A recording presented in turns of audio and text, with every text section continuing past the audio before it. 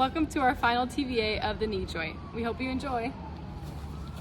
All right, so our first exercise, I'm gonna have Lauren come demonstrate. We're gonna do an eccentric isometric RDL. So she's going to hinge at her hips and go downwards. She can be holding a weight, and she'll have a slight knee bend, and this will be eccentrically contracting the hamstrings as she goes down.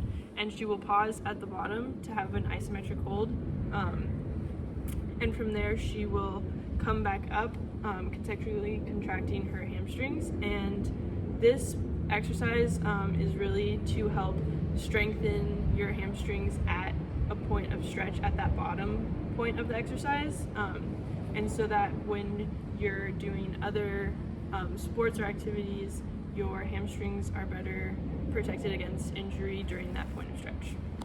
All right, so next I'm going to be having Olivia and Bella come and demonstrate the razor partner glute and hamstring exercise. So I'm going to have Olivia come on her knees here, and then I'm going to have Bella come and support her ankles right here.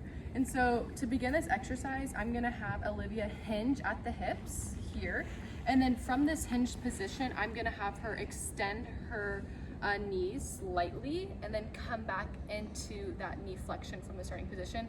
And what this is doing is that when she goes into slight knee extension, it's eccentrically contracting her hamstrings, and then as she comes back into the starting position, she's concentrically contracting her hamstrings or shortening. And then doing this motion allows her to really focus on controlling that eccentric and concentric contraction of her hamstrings. And not only is it working her hamstrings, but it's also working her glutes and her core muscles.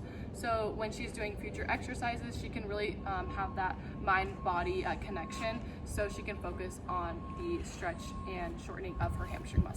So the next exercise we're going to be doing are prime times, and Lauren's going to demonstrate that.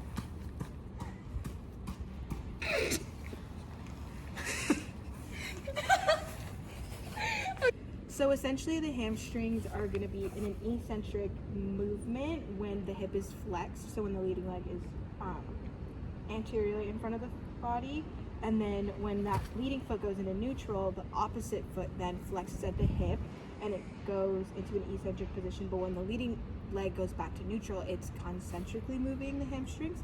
So the prime times are just essentially with helping with sprinting speed and being able to eccentrically contract and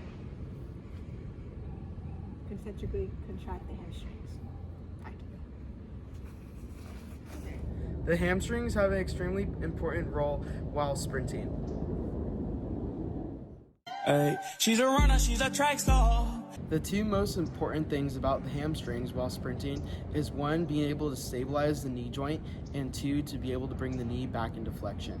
Also, the quad to hamstring ratio is also very important. During normal daily living activities, it is important to have a 50% muscle activity ratio of the hamstring to the quad muscle, but while sprinting, that ratio should be closer to around 80%. Also, it is very important for the hamstring to be flexible in order to efficiently bring back the knee joint into flexion while sprinting. Thanks for watching our last TVA on the knee joint, and know that you can do it. And we did it! Cheers!